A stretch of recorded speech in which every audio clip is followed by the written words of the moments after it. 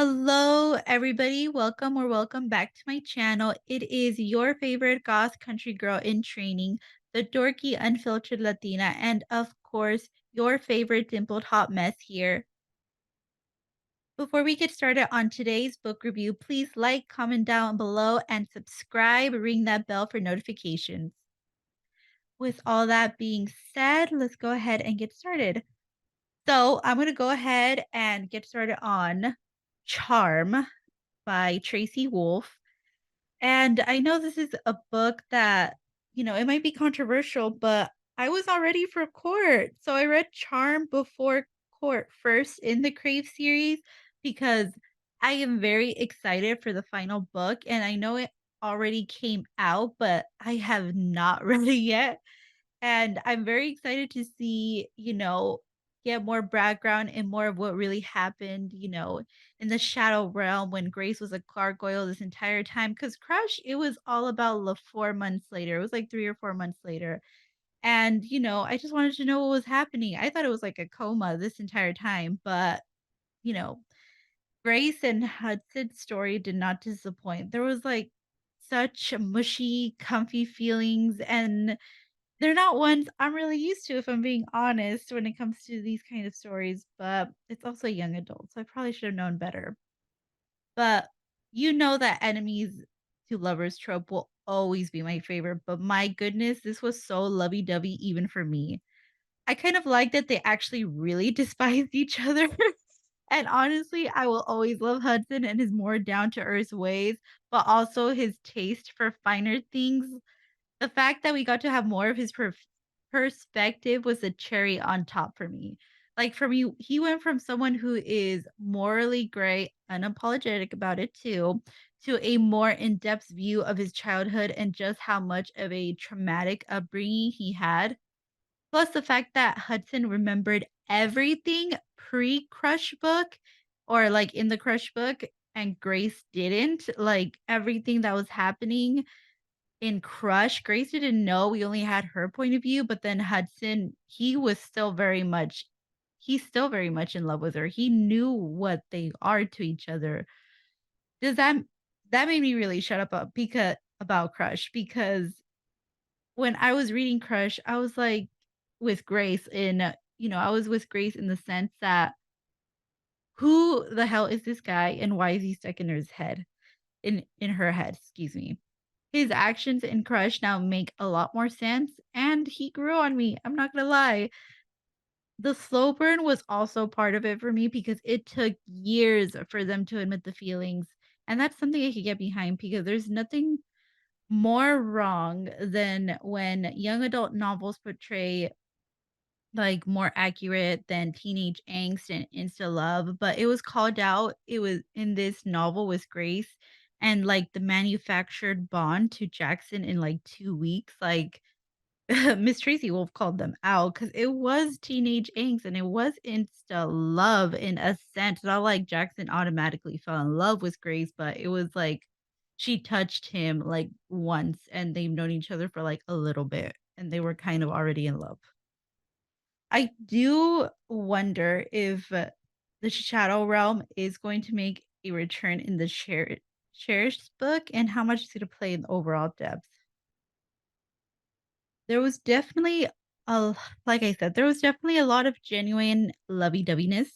For the most part, I stick to my romance genre, but Charm had a feeling of just feeling so true and so pure, for lack of a better word.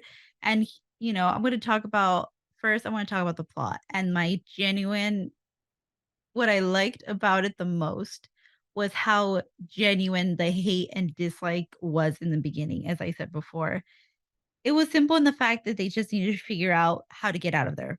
Baseline of the point was like there's two people stuck in one mind and they need to figure out how to get out of there. It was fascinating to me because it was Grace rediscovering who she is. The fact that she took on Hudson's lair when she did not know him at all in her mind, I personally enjoyed it because of the way they actually just like, even though they were supposed to be hating each other, she clearly, like, I don't know if it was like the mating bond or anything, but like just like I said, the genuine hate and dislike in the beginning. I think they just loathe each other to the point, like, at one point, they actually just stopped talking to each other for a while. Neither had the butterflies. In fact, they would go out of their way to get on each other's nerves. Some of my favorite moments of hilarity with them was when Grace got back at Hudson through writing and drawing on his Versace boxers, and when he tried to make her pay for it by dumping her in a cold shower, and she just took him down with her. I don't care what you guys say, but I will always have play fighting and prank pulling to a certain extent as a love language. I was honestly surprised that the Shadow Realm has not been mentioned until, like, now, because this is what the we have Crave, we have Crush, we have Covet. This is, like, the 4th book, and Shadow Realm wasn't really mentioned in the first 3. So for me, I have yet to read Court, but as I said before, it may have been controversial to read this before Court, but I don't really mind. But I just couldn't bring myself to read it because, I just haven't I have so much on my TBR, guys. I have so much on my TBR list, and Cherish, I will get to it, but I was also scared it was gonna have a cliffhanger from Court, and I'm gonna get to Court in a little bit.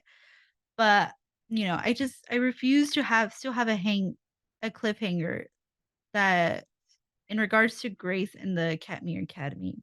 It was curious to me though because Hudson clearly knew more than he let on in Crush. I remember in one scene where he was afraid to let Grace know too much, and then there was like the chocolate chip cookies, and then the San Diego beach that was very clearly a dear memory to Grace.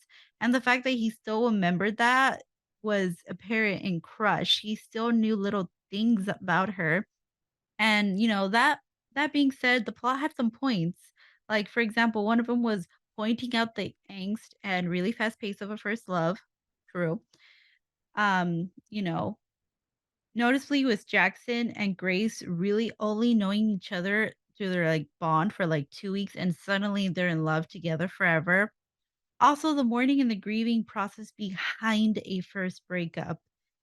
In Covet, though, it is unfortunate that Grace had to go through this first great breakup twice over Jackson. Like, I'm not the only one sad about that, right? Tell me what you guys think in the comments down below, or am I just overthinking it?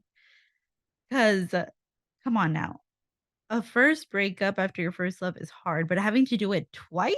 Oh no, no, no, no, no. A surprise side plot that I did not expect was how close to normal the Shadow Realm forced Grace and Hudson to be. Grace literally had to find a job and discover what actual adulting is like for us muggles in the real world without the bill paying.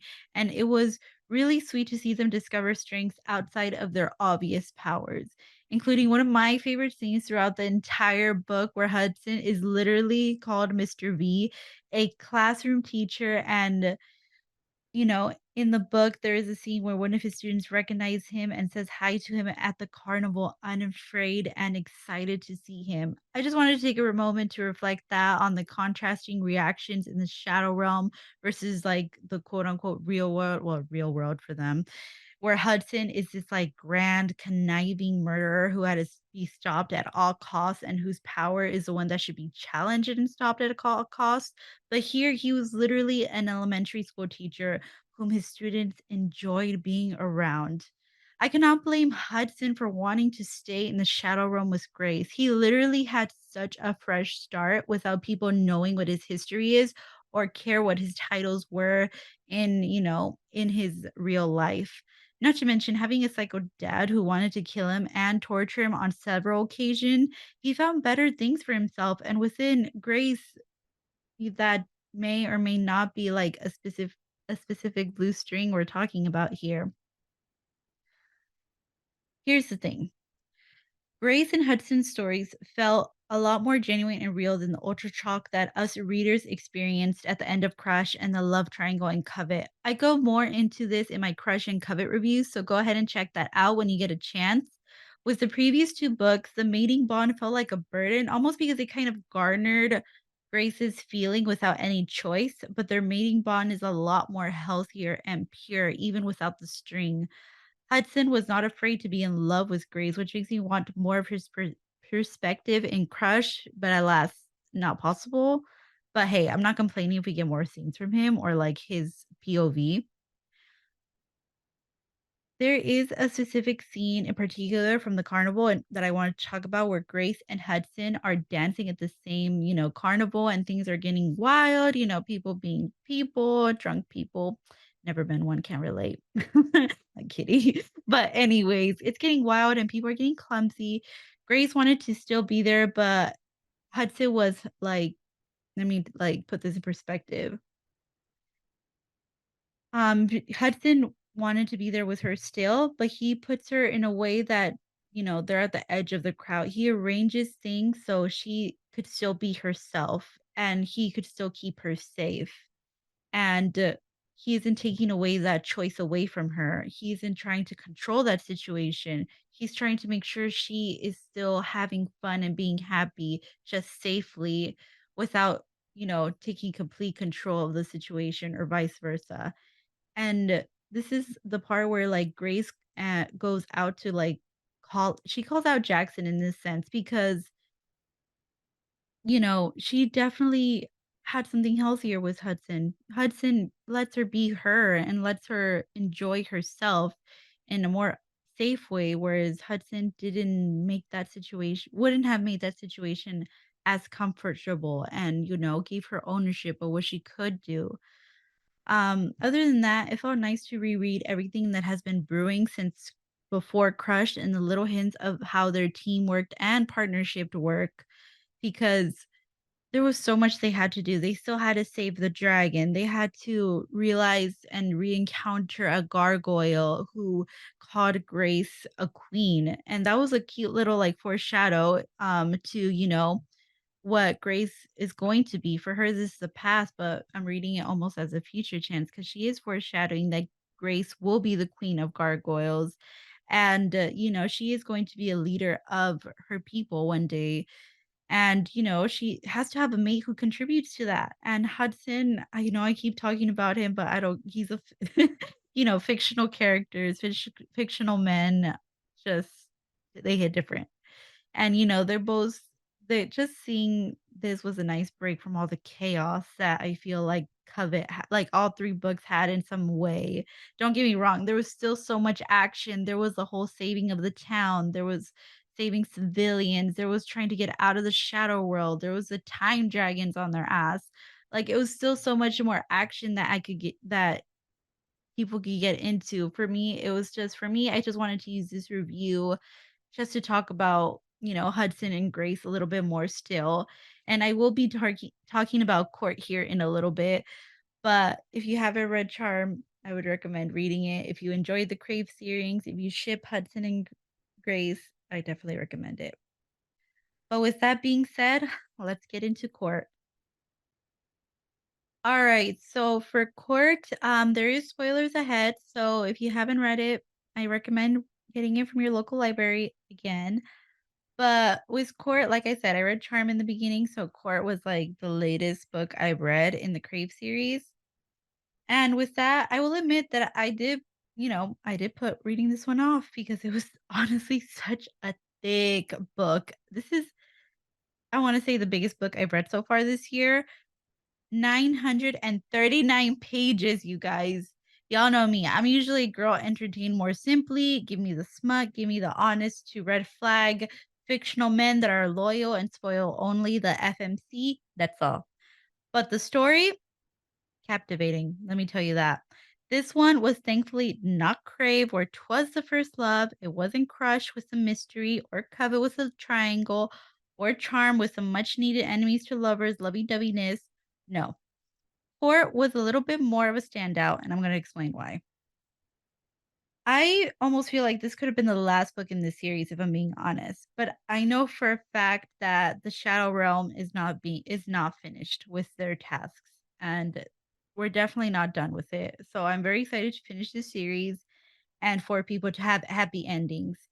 I know that this is a Shadow Realm, so I'm not sure which friend we're saving, but I'm pretty sure that it's Grace's friend, the one stuck with a time dragon who was like a fellow gargoyle. Or if I really wanted to be overly positive, I would say Calder, but uh, I doubt that will be the case. I was really sad when Calder died. That it was not something I was expecting. Plus, more of the order. RIP fam. Come on now. But no, court is perfectly named for its title because Missing went in at least three courts: the Witch Court, unhelpful; Vampire Court, torturous; Dragon, I have no idea, just a part of the other team. Any clarification on that one? Comment down below. And Gargoyle Court, excuse me, epic but also unhelpful. This was literally a book of a ragtag team of young adults who are magical that are trying to overthrow the king of all these courts, who is a super powerful 1000-year plus vampire who has played this game way longer than before the birth of the soul gargoyle in the physical realm. Yep, I was totally not thinking about their odds, but I will say this: Miss Wolf did not disappoint. Let me just say one more thing about the different courts.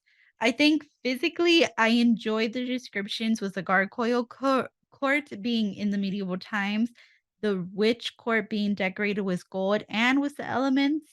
Then, of course, we get the darker view of the vampire court, but I have to say, I enjoy the fact that Hudson, for the most part, always has a plan.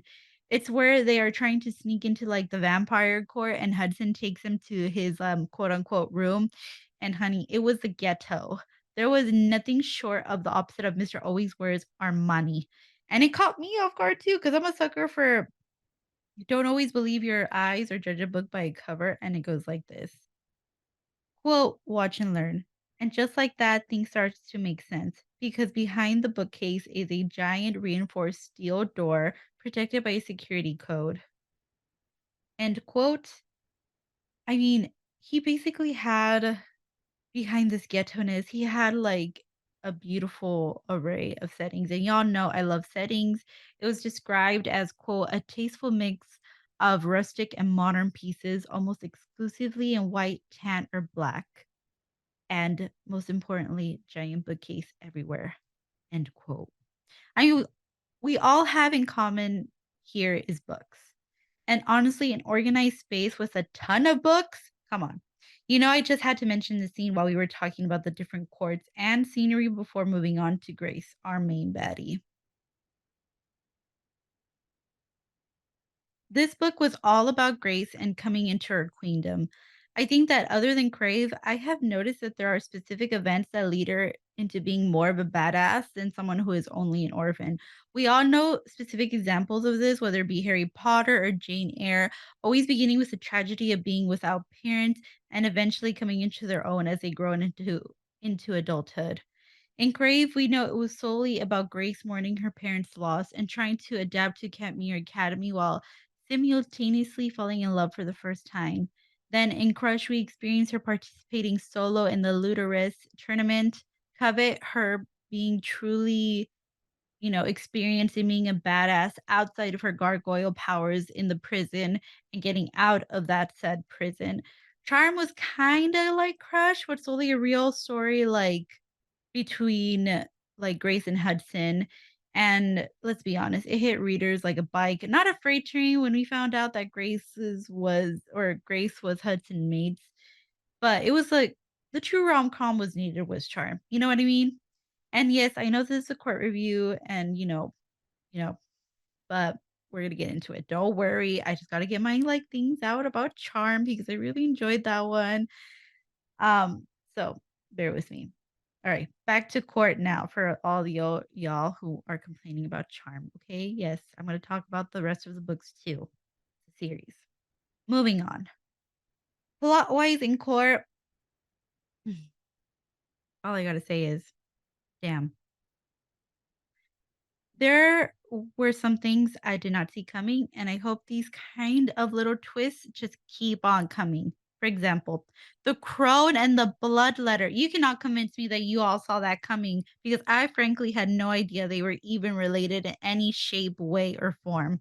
I need a backstory on them ASAP because they're sisters and both goddesses. And of course, the one that Grace is related to is the god of chaos. And I want to know more about the relationship because they're so both such complex and powerful people. Like, come on. Like, why not? The badassery of women in this book was really nice to see, whether they be like quote unquote villains or like heroes in this book, or like in the middle, gray. It was just nice to see. It felt natural and not just on Grace's character, but also like side characters like Macy, Calendar, Eden, and Izzy. Court just proved that there was more to the story, and it's not just in regards to Grace being the Gargoyle Queen. We readers have been built on the idea of Grace being queen, but like all heroines, especially young adult ones, things are not given to them as easily as they should be. And I agree.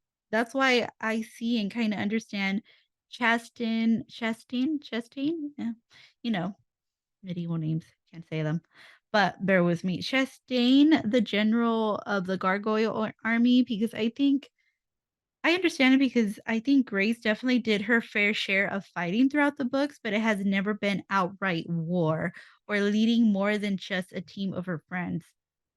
She has experienced loss, she has experienced tragedy, and she has made mistakes. So at first, I could see why Cheston refused to bow down to her, but more throughout the book, especially towards the end when Grace and her team realizes it's just going to be her friends and her going up against Cyrus and his huge army of basically everybody in this world. Also, I personally think homeboy Chastain was a little too captivated by Izzy and her skills. I know they're probably closer in age, but damn, you would have thought that they were more mates than Remy and Izzy. I'm just saying, I know Izzy and Remy will probably have one hell of a freaky time, but come on. I'm just saying that they were both matched in skill. So correct me if please if I'm mistaken. I'm not complaining. I'm just saying Chastain and Izzy would have been better. Just saying. I'm just saying. Also, Alistair, I know that he was the king of the gargoyles before Grace, but I'm not sure. There's only so much of her figuring it out all on her own with the help of her friends. And has he been in her head? I know that they had their important discussion that he basically bestowed the ring on her hand, making her queen. But yeah, Justin could be a dick. God, who wants to be in like high school running all these damn miles? Who? I enjoyed the treadmill, but damn, every day at 4 a.m., I get to really do 5 a.m. And my guy Chesson, did he humiliate her in front of the entire army? Did he? Did he have to? Was that necessary? Absolutely not, in my opinion. All right, back to their main adventures. I just wanted to get that out about Mr. Chaston. I'm just saying, Alistair didn't know better. He was there for like a few moments where he wasn't sputtering and muttering. That's all I gotta say about that. I'll leave it alone. Back to the main adventures and plot. Basically, it was getting the tears of Elios. Sorry if I'm butchering the name. And I love the fact that they were like, nah, at first. We're getting tears. Nah. But basically, that unfreezing and curing the Gargoyle army, saving everyone from Cadmean Academy, and of course, battling slash defeating King Cyrus. Let's semi start from the beginning. Honestly, I would not have been in the same situation and trying for my life for basically 24 hours or more. I'm awake for 15 hours and I already find that fucking tiresome. In other words, heart, heart. Port starts off with a freaking bang. Literally just got off the island, leaving off of Covet. The beast is a man, and not only that, he is the OG Gargoyle Queen. Academy Academy is completely empty with the students and staff missing. Of course, it was really tragic, and now like the nurse, Maris was part of Cyrus's side and losing yet another member of the order. That is something about court that Wolf did not hesitate on, and it was that death and it is inevitable. It is a way of war and revolution. And also trying to figure out who to trust was another main theme because look at Nurse Maurice. She has been with us and someone who healed Grace after she was hurt in Crave. And now she was someone who notified Cyrus when Grace and everybody arrived in Katmere Academy as a spy. Traitor. I feel sorry though. Like, nope. Also, the book shows that kindness goes a long way. The fact that the team brought over Luca's body back to his parents and they disposed of the spy and warned the team about how Cyrus, particularly the werewolves, were on their way to capture them was an automatic justice because like they were able to warn the some and save the team. In addition to like the many adventures in this plot, we also got a new array of characters and characters that we missed in Covet. The fact that we got, if I'm butchering this name, please forgive me, Dawad, I don't know how to say his name. Dawad, I mean, I'm not complaining. They are someone I didn't expect coming, but, also, hey, don't underestimate the quote unquote runt of the litter.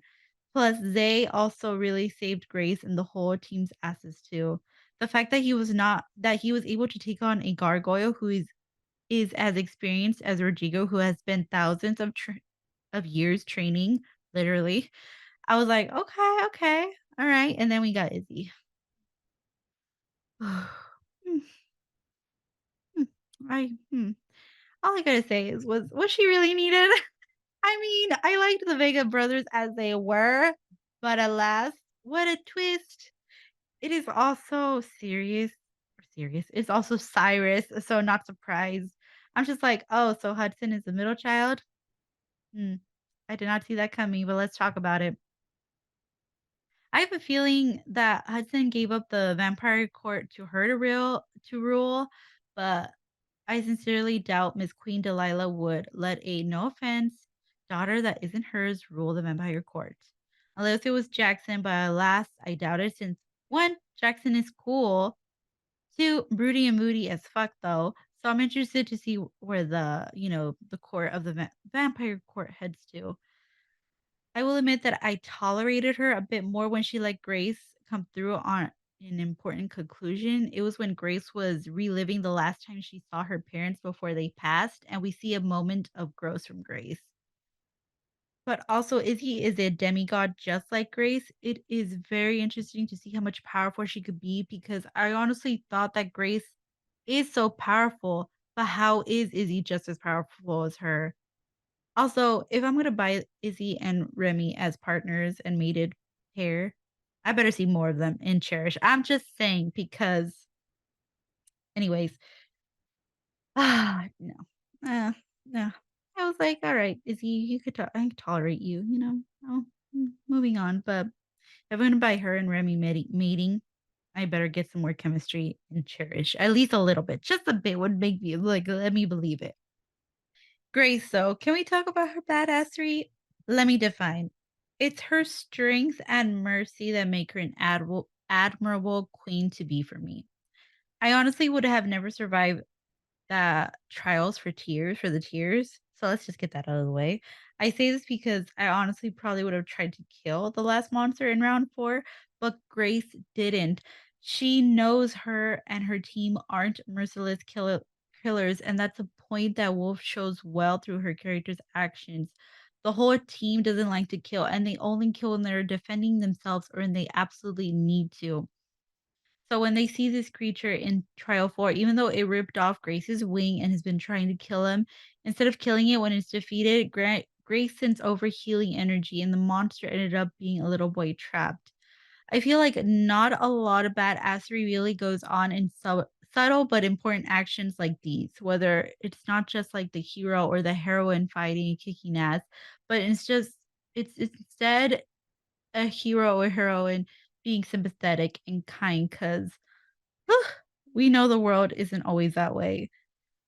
But I'm so glad that we got one of my favorite scene in the book, which was Grace's ultimate power form. I want to say was her healed wing and her demigod form that literally swirls itself on her gargoyle forms and lets her really control the weather and the elements. Going against Cyrus, mwah, chef's kiss. All applauses for me in that scene. It was really good.